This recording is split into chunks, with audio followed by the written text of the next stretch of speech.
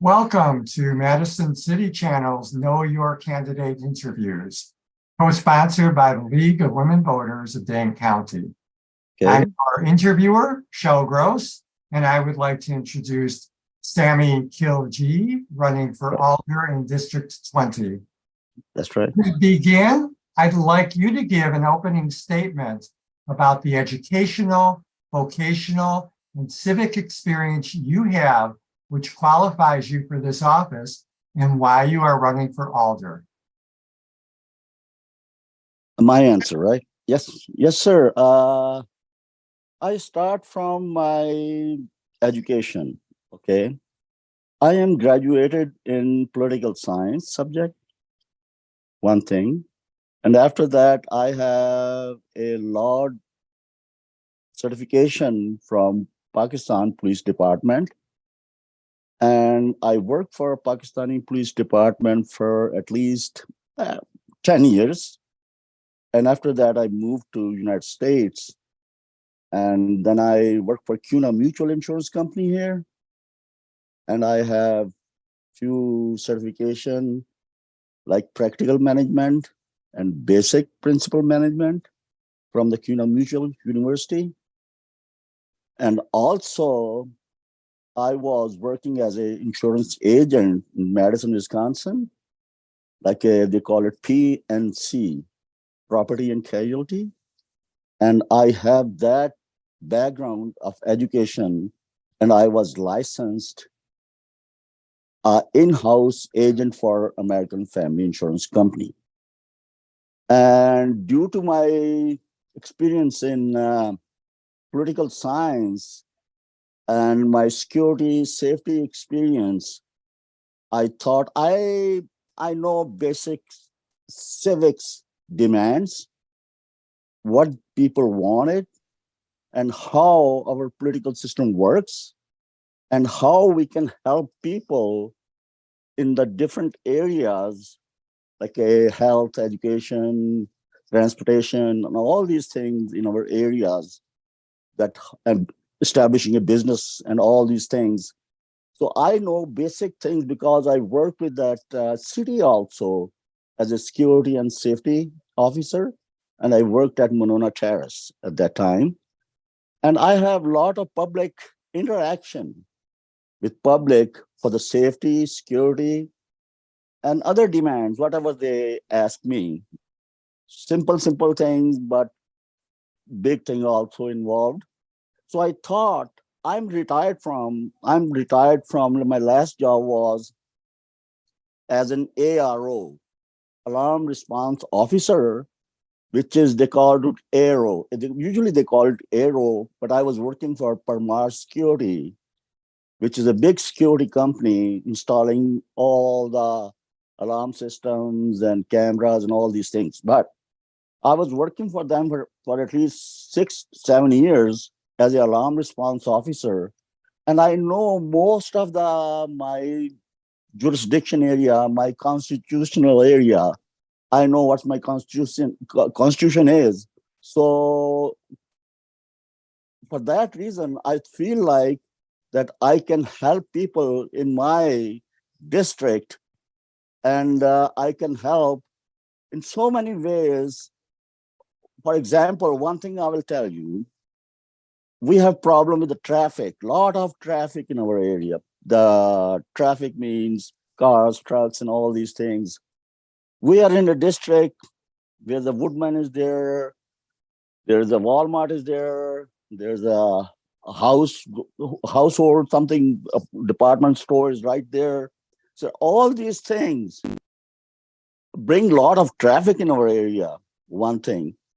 Secondly, schools in our area, I can see the schools in our area, like my kids, I have 4 kids, they're all gone through the school system, which is the Metropolitan School District of Madison. They've gone through that, and we can see all the problems we have faced. They are all graduated from UW. Most of them, 3 of them graduated from UW. And now I can tell you the school problems we have in the Fox area. It was never resolved. There's a new building is coming up. with Whitney Way and Midvale. Nobody's concerned about that. So I am working on that. That's why I want to running this place. Thank you. What actions or programs would you support to enhance public safety in Madison? And in particular, what is your position on the use of body cameras by Madison police officers? Oh, very good question. Should I bring it up or not? But let me tell you, I used to be police officer, and I don't want to mention any more thing, but we are still, my family is still working in these areas, police departments and stuff like that.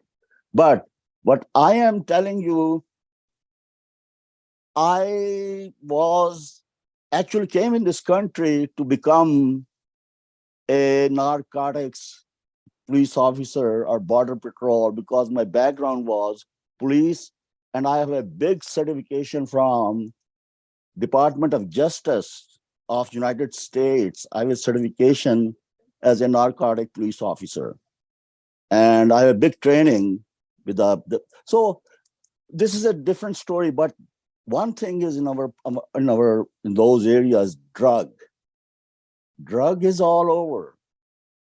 Even you go to any place, there's I know there's some places new open. They deal with the drugs, basically. They have different businesses, and nobody's taking care of those things. Kids are getting worse and worse in the drug areas.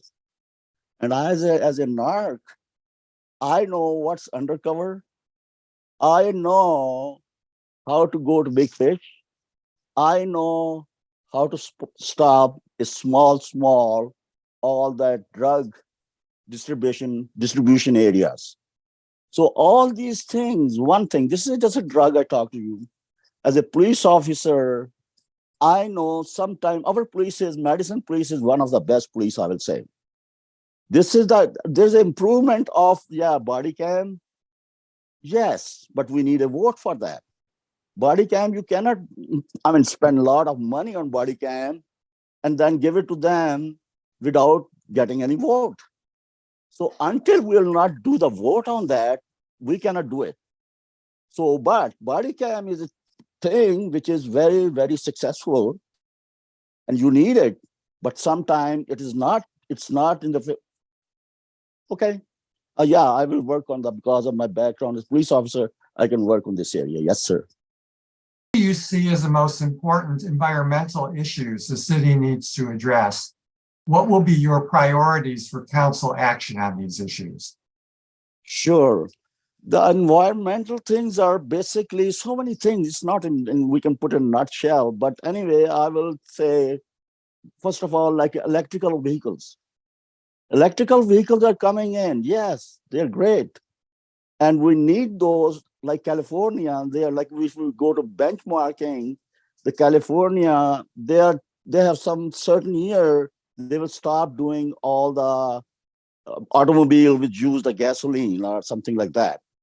So first of all, we have to work on this for sure for the city to control all this pollution by the smoke and everything. We have to stop, and we have to introduce electrical cars on not very expensive one, but start with very affordable cars. Like I see, I also drive after my retirement. I am also driving an Uber. I'm Uber driver also, and I can see sometime I can see there's a cars are running. They're smoking and all these things, making noise pollution and everything. So we have to first of all work on our electrical cars. Secondly, we have seen all the water reservoirs all over. But if you see that water reservoirs, you feel like, are we drinking this water? So we have to control all that water reservoirs so they don't pollute your drinking water. Also, we have to control all other pollutions like a sound. Thank God we don't have any airport near us. just a one app. So all these things control, like all how to make a good quality our environmental oxygen or other things so people can have a healthy life. Thank you. Thank you. What is your position on increasing the pay for alders? Say it again, sir. Pay for others The pay, right, the amount alders get paid. or get paid. Yeah. See, I worked as in CUNA Mutual. I worked for WPS. I worked for state insurance, which is used to call it HIRSP, and I also worked for the insurance with the American Family Insurance Company. And I lived with we both struggled. Me and my wife struggled and raised 4 kids, 3 boys going through university, schools, and everything. And my pay was not actually, so I was always thinking about why we don't increase the pay. The increase the pay is main thing to see. Look at the prices now. They are gone up to roof. You cannot buy a small packet of apples. I mean, they're so expensive now, apples. All the groceries are very expensive. Meat is just like a sacred cow, and it's cow meat. You cannot have it. That's so expensive. So all these things, I know if you increase the pays, the prices will go high again. But now that it's a need for the people to give them more. Why we are paying $2,000 in that pandemic area? Because we need all the time pays rise. We need it. What, if anything, do you think the city should be doing to support economic development? City should work with other county, state, and everything. City alone cannot develop. See, now look at this city. We don't have cities airports yet. We are using Dane County Airport. We don't have our own airport, not a small. The other small towns have. We have other places we have small airports, but we don't have. One thing is just example, but I'm saying city should work with like a Monona Terrace. The parking is state and the building is city. You can see that. So the city can do, but they need a lot of funds for that. City is increasing taxes for the house. I am not agree with that. Don't raise property taxes. I'm very much big advocate not to raise property tax. They can go to other places, but not property raising. They can increase the taxes a little bit here and there, but they cannot. And without getting a lot of money, they cannot develop anything like roads and all these things. In our city, lot of potholes. And the roads, I think once you build a road, it will be developed after 20 years or whatever, but it's not good. Secondly, you can see the development, a lot of housing is construction and this and that. That is not good. We need to develop a single family home separately. And then city should come in with the help of others to develop the whole city. Thank you. How do you see racial disparities impacting constituents in your district? And are there any actions the city should take to address those? Sure, sir. So the thing is, yes, racial things, it is there, no doubt. But the thing is, on the other hand, we are living in a city which is very diverse city. Look at our university. People are coming from all over the world, but we don't have very bad cases in there yet, thank God. So the thing is, we have in my area, like my jurisdiction 20, we have different kind of nationalities are living there. So what I am planning to, there should be a lot of meetings, interracial meetings in the different areas all the time. So everybody come up with their problems and how we can solve their problems. But the basic thing is in schools, there should be always if you are look at this, sometimes we send people to the Verona school. We shouldn't do this. We should bring all the nations, all the people from different ethnic values. They should be in one place, in one school. And secondly, we have to create a lot of meetings, seminars, so they can talk to each other. They can, like a mingling of the different nationalities in one area or one district. Like we have ethnic, we have different, we have Spanish, we have all kind of people, we have Indian. So we need a common meetings in between all the people so we can develop a new development, a new kind of knowledge so we can implement that. Thank you. What would you like to say to the viewing audience as we complete this interview? Say it again, sir. I'm sorry. What would you like to say to the viewing audience as we complete this interview? Yes, you can show this if they want to see this and you want to show the people. I am agree, because they have to elect a person. They have to elect a person who can come to their demands and solve the problems. So I am ready. If you want to show to someone, yes, they can see it. They must see it. I hope I have more time so I can explain more and more things. But due to time is very short. I cannot tell everything in a nutshell. But I'm trying to sure this should be go to everyone so they can see. If they have any question, they can call me. My number is 608-698-6734. They can call me anytime if they have any question about schooling, health, or anything.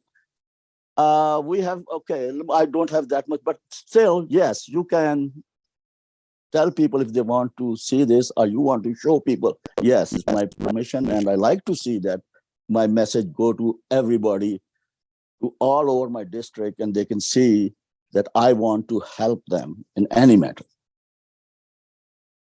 I want to thank Sammy for speaking with us and the viewing audience for taking the time to know your candidates. I want to remind everyone that primary election day is Tuesday, February 21st, and the general election is Tuesday, April 4th. As with every election, please vote. On behalf of Madison's City Channel and the League of Women Voters of Dane County, I thank you for joining us.